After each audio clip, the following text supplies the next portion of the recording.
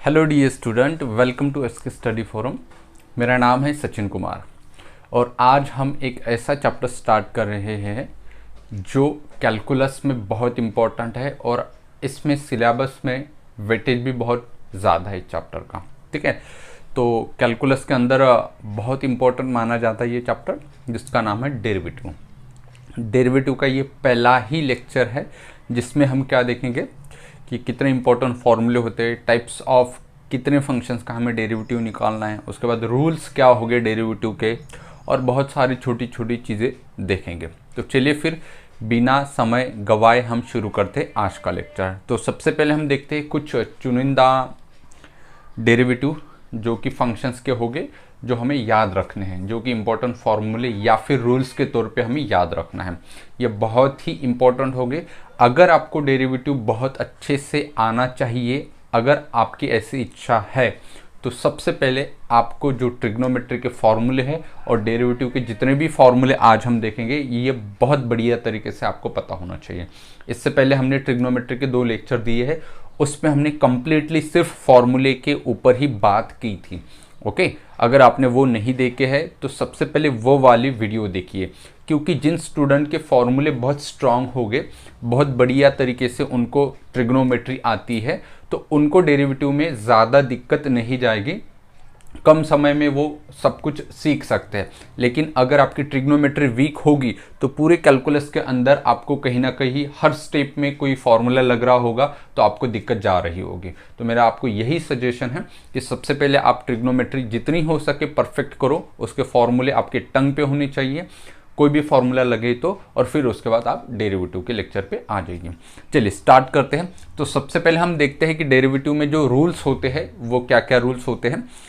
देखिए यहाँ पे derivative of u plus minus v, एक u एक फंक्शन है और v एक फंक्शन है। अगर दोनों फंक्शंस प्लस या फिर माइनस में जॉइंटेड हैं तो हम क्या कर सकते हैं, दोनों का डेरिवेटिव अलग अलग कर सकते हैं। ठीक है, इस बात का क्या मतलब है कि दिया हुआ है derivative of sine x plus cos x, ऐसे दिया हुआ है, तो साइन एक्स को बोलेंगे u और कॉस एक्स को बोलेंगे v। तो हम क्या कर सकते हैं, डेरिवेटिव ऑफ साइन एक्स अलग निकालेंगे, डेरिवेटिव ऑफ कॉस एक्स अलग निकालेंगे, और जो आंसर आएगा उसको वही रहने देंगे प्लस के अंदर। ठीक है, सेम चीज़ माइनस के अंदर भी होगी, तो ये माइनस के लिए भी यही होगा। सेकेंड है प्रोडक्ट रूल। प्रोडक्ट रूल मतलब क्या कि दो फंक्शन अगर मल्टीप्लिकेशन में हैं तो हम ऐसे नहीं कर सकते उनका डेरिवेटिव सेपरेट कर दिया, तो वहाँ पे एक प्रोडक्ट रूल लगता है जो कि बहुत इंपॉर्टेंट है। u इंटू वी से याद रखना है आपको, u into derivative of v plus v into derivative of u।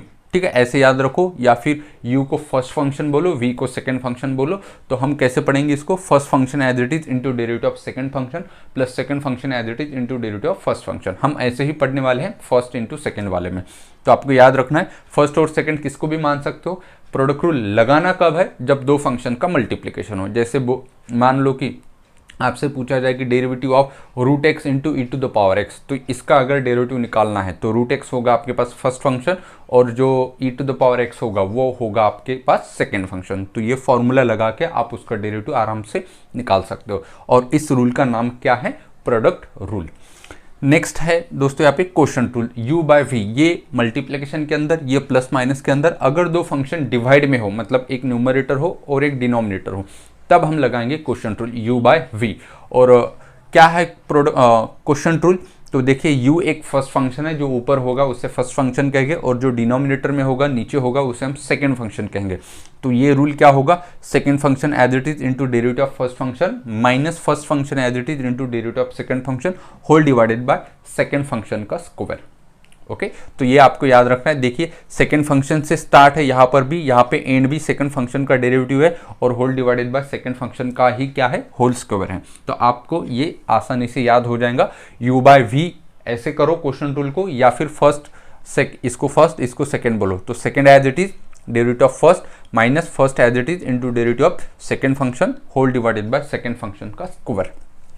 उसके बाद फोर्थ नंबर पे है कि अगर कोई वेरिएबल है और वेरिएबल के साथ कोई मल्टीप्लिकेशन में कांस्टेंट नंबर आया है, आई रिपीट दैट, कि कोई वेरिएबल है और वेरिएबल के साथ कोई कांस्टेंट नंबर आया है, तो उसका डेरिवेटिव क्या होगा। तो बहुत सिंपल है, जो वेरिएबल होगा उसका डेरिवेटिव निकालो और जो कांस्टेंट होगा उसको एज इट इज रहने दो। तो क्या होगा, यहाँ पे मान लिया हमने कि ए इज द कांस्टेंट, के क्या है यहाँ पे कांस्टेंट है, तो के को हमने 2 मिनट के लिए बाहर निकाला डेरिवेटिव के और फिर उसका डेरिवेटिव निकाला। जैसे मान लीजिए for example derivative of 5x, तो 5x का डेरिवेटिव क्या होगा, तो 5 को हमने साइड में रख दिया और जो वेरिएबल है उसमें उसका डेरिवेटिव निकाला, तो x is the variable, x का डेरिवेटिव कितना आएगा बेटा 1, तो 1 इंटू 5 फाइनल आंसर कितना आया 5, तो 5x का डेरिवेटिव 5, सेम लॉजिक से 4x का 4 आएगा। तो ऐसे हमें इस रूल को अप्लाई करना है। तो ये कुछ रूल थे जो आपको याद रखना है, डेरिवेटिव में बहुत ज़्यादा हेल्प करेंगे हमें।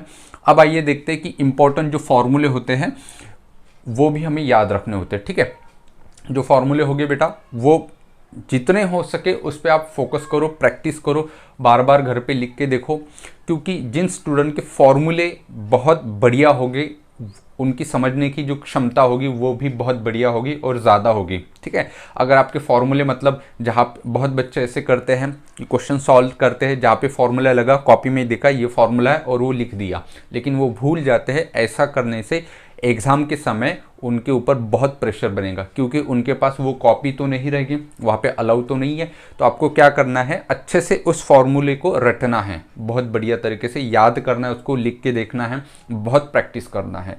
फिर उसके बाद आपको जो क्वेश्चंस आएंगे वहाँ पे बहुत कम जो है समस्याएं आएगी। देखिए फॉर्मूला क्या है, सबसे पहला फॉर्मूला वही फॉर्मूले जो 11th में आपने पढ़े होंगे।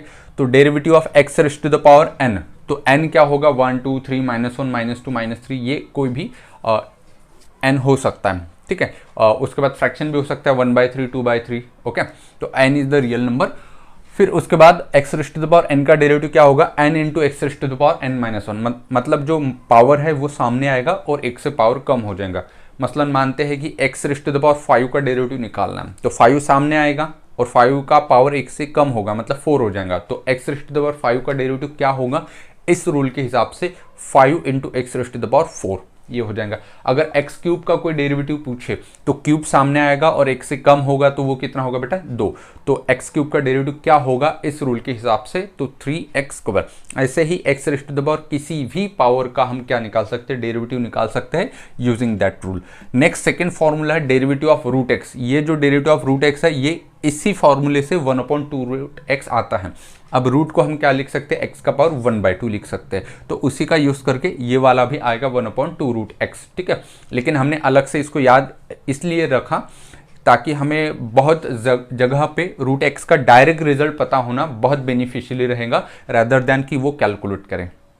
ठीक है, तो ये x raise to the power n into x raise to the power n -1 और रूट x का 1/2√x। फिर e to the power x का डेरिवेटिव बेटा वही होता है e to the power x। फिर आया a to the power x, a to the power x का जो डेरिवेटिव होगा वो होगा a to the power x into log a। यहाँ पे जो a होगा बेटा वो कोई भी नंबर होगा, जैसे 1 2 3 4। तो सपोज मान लेते हैं 2 टू द पावर x का डेरिवेटिव, क्या कहा हमने 2 टू द पावर x का डेरिवेटिव क्या आएगा, तो 2 to the power x multiplied by log 2। ठीक है, तो ये आपको याद रखना। फिर log x का डेरिवेटिव क्या होगा 1/x, log x का डेरिवेटिव 1/x और 1/x का डेरिवेटिव -1/x। बहुत बच्चे यहाँ पे गड़बड़ करते हैं, यहाँ पे मिस्टेक करते हैं कि 1/x का डेरिवेटिव उन्हें लगता है log x है। ठीक है, जब इंटीग्रेशन वगैरह पढ़ते हैं तो बहुत सारे कन्फ्यूजन आ जाता है। तो 1/x का derivative -1/x² and log x का डेरिवेटिव 1/x। उसके बाद अगर कोई कांस्टेंट नंबर है, उसका कोई कांस्टेंट टर्म है, उसका हमें डेरिवेटिव निकालना है, तो हमेशा कितना आएगा 0। याद रखो वेरिएबल के साथ कांस्टेंट आया तो आउट ऑफ डेरिवेटिव निकालेंगे इस रूल के हिसाब से। अगर कांस्टेंट अकेला आया, जैसे हमने पूछा आपको कि 5 का डेरिवेटिव कितना है, तो ऑफकोर्स 0 होगा। हमने पूछा 5x का डेरिवेटिव कितना है, तो 5 आएगा।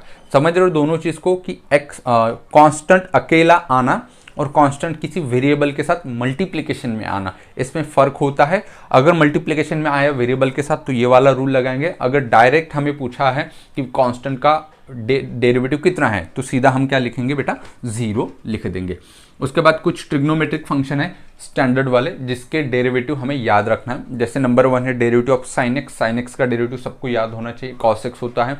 उसके बाद derivative of cos x minus sine x। उसके बाद derivative of tan x sec square x, derivative of cot x minus cos x square, derivative of sec x into tan x, और लास्ट में derivative of cosec x that is minus cosec x into cot x. ये सारे आपको याद होने चाहिए बेटा बहुत बेहतरीन तरीके से। उसके बाद कुछ इन्वर्स ट्रिग्नोमेट्रिक के फंक्शंस हैं जहाँ पे आपको उसके भी फॉर्मूले याद होने चाहिए डेरिवेटिव के। जैसे मान लेंगे ये बहुत सिंपल है, साइन इनवर्स एक्स का डेरिवेटिव 1/√1 माइनस एक्स स्क्वायर, ठीक है, और कॉस इनवर्स का डेरिवेटिव -1/√1 माइनस एक्स स्क्वायर। दोनों का लगभग सेम है, बस साइन इनवर्स एक्स का +1 है और कॉस इनवर्स एक्स का -1 है, बस इतना ही फर्क है। सेम लॉजिक टैन इनवर्स और कॉट इनवर्स में है। टैन इनवर्स एक्स का जो डेरिवेटिव होगा बच्चों यहाँ पे वो होगा 1/1 प्लस एक्स स्क्वायर, और कॉट इनवर्स एक्स का जो डेरिवेटिव होगा वो होगा -1/1 प्लस एक्स स्क्वायर। ओके, और फिर sec inverse x and cosec inverse x दोनों का सेम ही है लगभग, बस कोसेक में क्या आ जाएगा, माइनस आ जाएगा। तो सेक इनवर्स एक्स का डेरिवेटिव क्या होगा, 1/x into √x square minus 1। After that cosec inverse x का क्या होगा, सिर्फ यहाँ पे क्या लगेगा, माइनस लगेगा, ठीक है। मुझे पूरी उम्मीद है कि आप लोगों को समझ में आया होगा। अब चलिए बढ़ते हैं कि डेरिवेटिव के कितने टाइप्स के हमें क्वेश्चंस आएंगे, उस पर बात करते हैं, और थोड़ा बहुत सब्स्टिट्यूशन मेथड वो भी डिस्कस कर लेते हैं। अब आइए बच्चों देखते हैं कि डेरिवेटिव में सब्स्टिट्यूशंस क्या क्या करने हैं, किस एक्सप्रेशंस के तहत हमें कौन सा एक्सप्रेशंस देख के हमें सब्स्टिट्यूशन देखना है। सब्स्टिट्यूशंस हमें जब हम इन्वर्स ट्रिग्नोमेट्रिक के डेरिवेटिव देखेंगे, ठीक है, जो कि सेकेंड टाइप होगा हमारा कंपोजिट के बाद, तो उसमें हमें बहुत सी जगहों पे कैलकुलेशंस करने में या फिर डेरिवेटिव फाइंड करने में हमें सब्स्टिट्यूशंस करना होगा, ताकि हमारा जो क्वेश्चन है, हमारा जो डेरिवेटिव का सॉल्व करने का जो तरीका है वो जल्दी हो।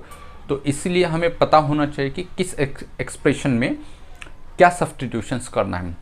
ज़्यादातर जो एक्सप्रेशन होंगे वो फॉर्मूले के बेस ही ऊपर होंगे कि फॉर्मूला जैसा है वैसा ही हमें वो चाहिए, तो उसको सेट करने के लिए हमको क्या सब्स्टिट्यूशन करना है, कौन सा ट्रिग्नोमेट्रिक रेशो उसमें सेट हो सकता है, फॉर्मूला देख के देखना है, ठीक है।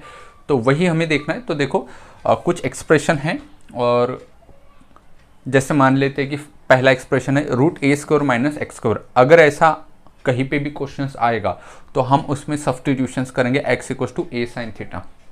कॉस थीटा भी कर सकते हैं, बुक में यहाँ पे और वगैरह दिया है तो x = a cos थीटा भी कर सकते हैं, लेकिन हमने और वाले सब मिटा दिए, सिर्फ एक ही रास्ता आपको दिया है ताकि आपका जो कन्फ्यूजन है ये करें या वो करें तो वो दूर हो जाए। इसीलिए वैसे आप कर सकते हो, अगर आप चाहो तो कॉस थीटा भी यहाँ पे यूज़ कर सकते हो, उससे भी आंसर वही आएगा।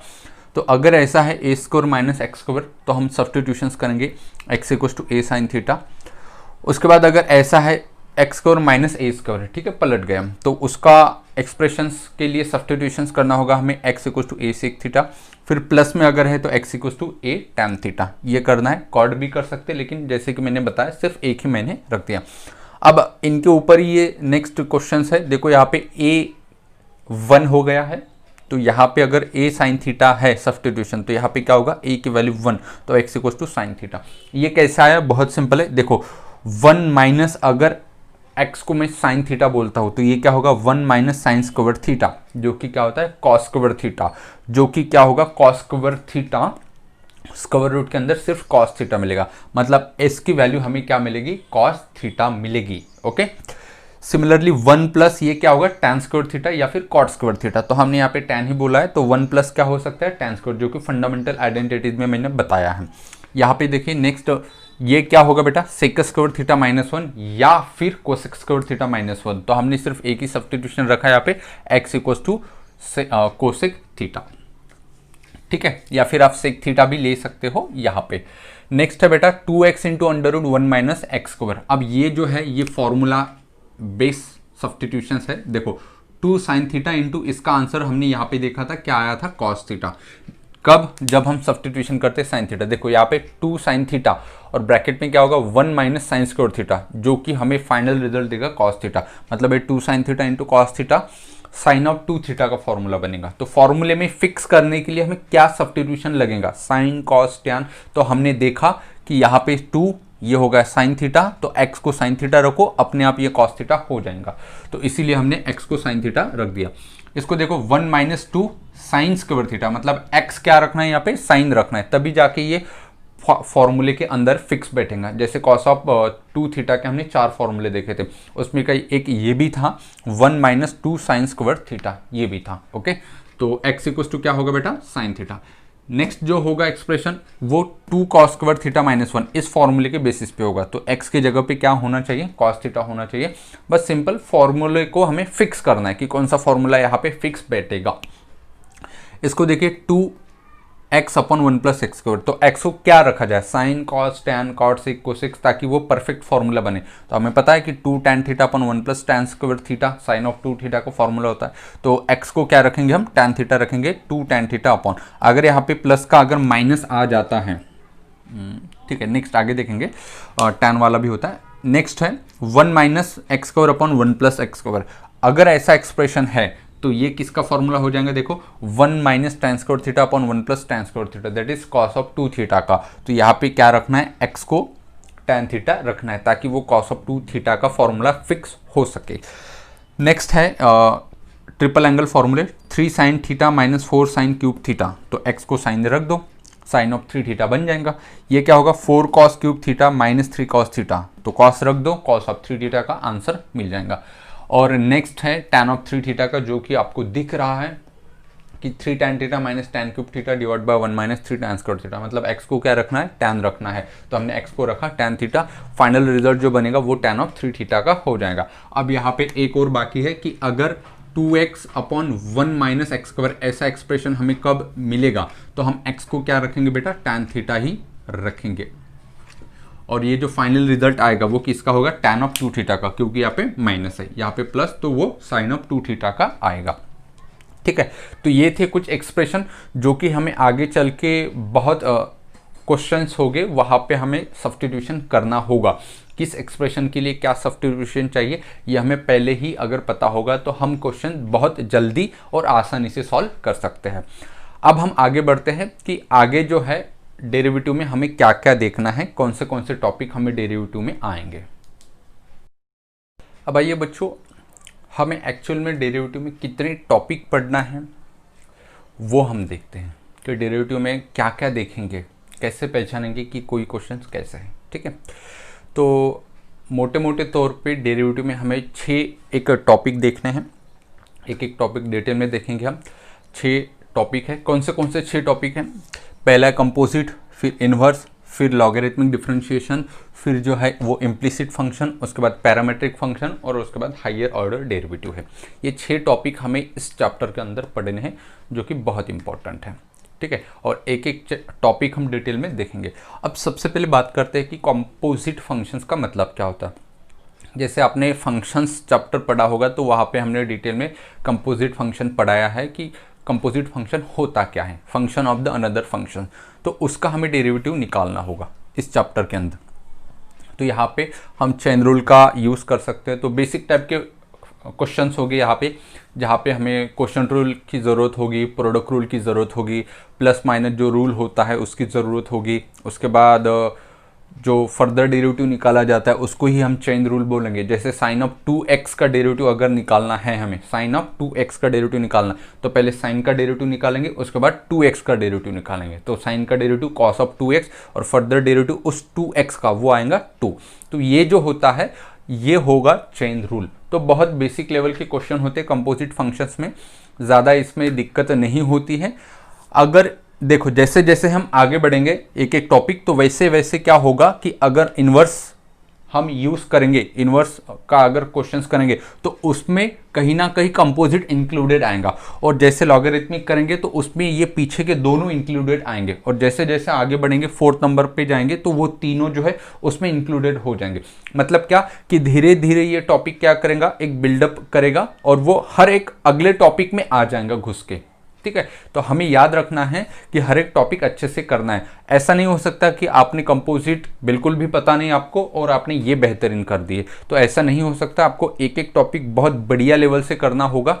हर एक टॉपिक का जो है वो बेसिक होगा। मान लेंगे कि इन्वर्स फंक्शन आपको तभी आएगा जब आपका कंपोजिट क्लियर हो, उसके बाद लॉगरिथमिक आपको तभी आएगा जब आपका इन्वर्स और कंपोजिट दोनों क्लियर हो। समझ रहे हो चीज़ को? तो हमें एक एक टॉपिक बहुत बढ़िया तरीके से करना है। तो कंपोजिट एक बहुत ही सिंपल टाइप के क्वेश्चंस इसमें आते हैं, उसमें ज़्यादातर प्रोडक्ट रूल यूज़ करेंगे, क्वेश्चन रूल यूज़ करेंगे, और जैसे कि मैंने बताया कि जो रूल्स होते हैं हमारे डिफरेंशिएशन के वो यूज़ करेंगे। ठीक है, तो जब हम पहला टॉपिक स्टार्ट करेंगे कंपोजिट फंक्शन, तो वहाँ पे हम डिटेल में उसके क्वेश्चंस लेंगे बहुत ज़्यादा। नेक्स्ट है डेरिवेटिव ऑफ इन्वर्स फंक्शन। जैसे कि इन्वर्स फंक्शंस में होता क्या है कि इससे पहले हमने जो सब्स्टिट्यूशन देखे थे इसी लेक्चर में, उसका यूज़ करना है। फिर उसके बाद जो फॉर्मूले होंगे और इन्वर्स के जितने भी फॉर्मूले हो गए ट्रिग्नोमेट्री में मैंने बताया था, उसका यूज़ करके हमें डेरिवेटिव सॉल्व करना होगा। तो इन्वर्स में बेसिकली इन्वर्स के फॉर्मूले लगेंगे और सब्स्टिट्यूशन बहुत ज़्यादा उसका यूज़ होगा। ओके, तो इन्वर्स एक टॉपिक है जिसमें कंपोजिट भी हम यूज़ करेंगे। वहाँ पे भी जो प्रोडक्ट रूल है, क्वोशंट रूल है, मल्टीप्लिकेशन के रूल, एडिशन सब्ट्रैक्शंस के रूल, ये सब यूज़ हो गए। उसके बाद लॉगरिथमिक डिफरेंशिएशन। देखो लॉगरिथमिक डिफरेंशिएशन कब यूज़ करेंगे, तो उसके 3 टाइप के क्वेश्चंस हैं बेसिकली।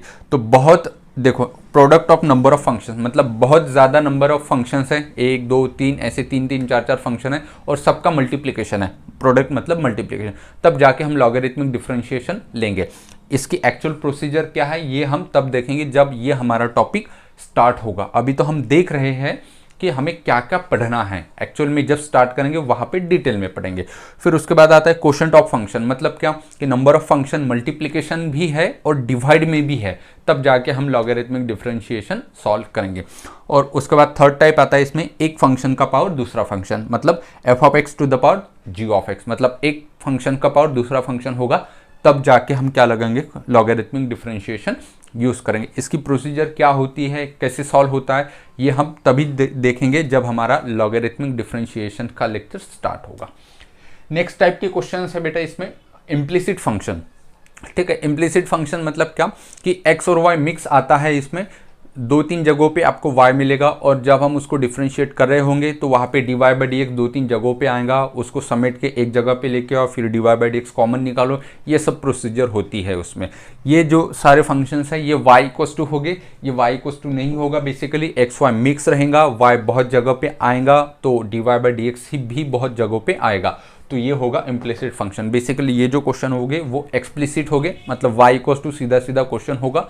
इसमें आपको y इक्वस टू सीधा क्वेश्चन नहीं होगा, मिक्स करके दिया हुआ होगा या फिर 2-3 जगहों पे y की टर्म प्रेजेंट होगी, वो होगा बेटा इम्प्लिसिट फंक्शंस। ठीक है, तो फिर नेक्स्ट आता है पैरामीट्रिक फंक्शन। पैरामीट्रिक फंक्शंस मतलब क्या कि दो अलग अलग फंक्शंस होंगे, x in terms of t अलग होगा, y in terms of t अलग होगा, या फिर x थीटा का अलग फंक्शन होगा, y भी थीटा का अलग फंक्शन होगा, मतलब x अलग होगा y अलग होगा, दो फंक्शंस यहाँ पे गिवन हो गए, तब जाके हमें क्या निकालना होगा, डेरिवेटिव। तो ये हम रूल्स लगाएंगे, dy by d t d x by d t, मतलब क्या y को with respect to t differentiate करेंगे और x को डिफरेंशिएट करेंगे विथ रिस्पेक्ट टू t। अगर t का है तो थीटा का है तो थीटा के साथ डिफरेंशिएट करेंगे और दोनों का क्या करेंगे, डिवाइडेशन करेंगे, हमें क्या मिलेगा, dy बाई डी एक्स।